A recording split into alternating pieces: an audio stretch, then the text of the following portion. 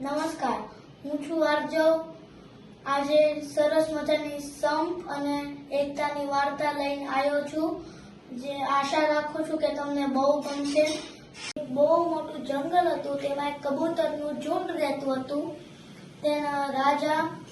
તેના રાજા બુદ્ધિશાળી અને બહાદુર હતા.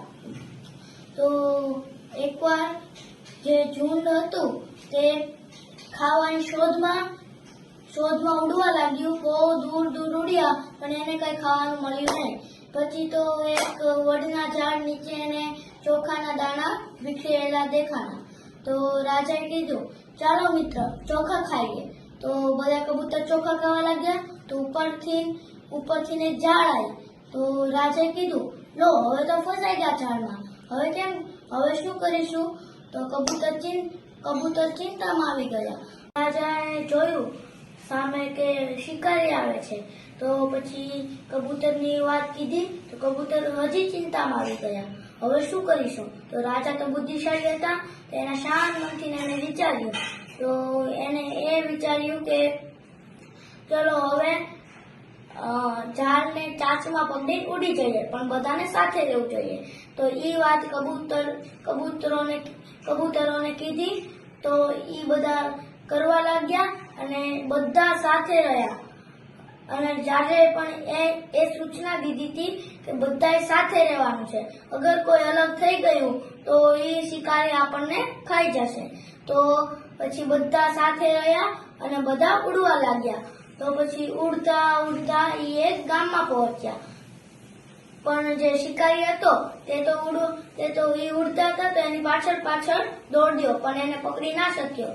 તો એમ કરતા એક ગામમાં પહોંચી ગયા. અને રાજાએ કીધું કે આ ગામમાં મારો એક દોસ્તાર છે, એનું નામ ઉંદરભાઈ છે. ઉંદરભાઈ આપણી મદદ કરી શકે છે. તો પછી કબૂતર ખુશ થઈ ગયા અને ફટાફટ રાજાએ ઉંદરભાઈને બોલાયો. અને ઉંદરભાઈ તેનું કામ કરવા લાગ્યા, ઝાડ કાપવાનું. તો પછી બધા ધીરે ધીરે બધા આઝાદ થવા માંડ્યા. અને પછી ઉંદરભાઈનો આભાર વ્યક્ત કર્યો અને પછી તેના જંગલમાં પાછા જતા રહ્યા.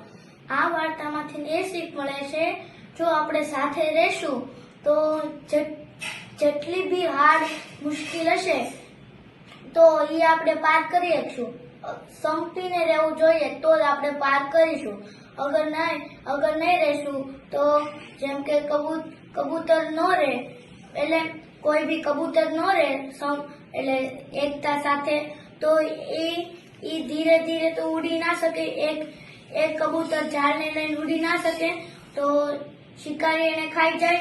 એટલે બધાને સાથે રહેવું જોઈએ. સાથે મળીને ઉડી શક્યા. નકર એક કબૂતર તો ન ઉડી શકે. એટલે આપણે સાથે રહેવું જોઈએ, સાથે મળીને કામ કરવું જોઈએ. Thank you. આ વિડીયો તમને કેવો લાગ્યો કમેન્ટમાં જરૂર કહેજો. અને સબસ્ક્રાઇબ ના કર્યું હોય તો કરી દેજો. Thank you.